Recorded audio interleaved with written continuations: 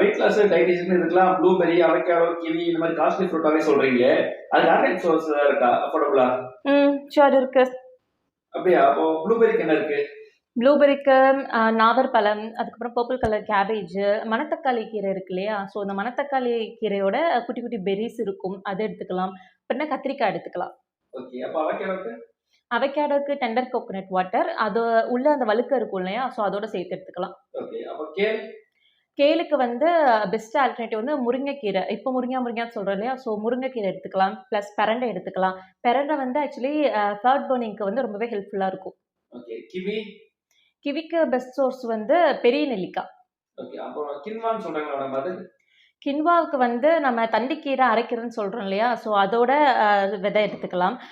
அது இல்லாம போரான்னு சொல்லிட்டு ஒரு ரைஸ் இருக்கு. அந்த ரைஸ் எடுத்துக்கலாம். Okay madam. Thank you. Thank you.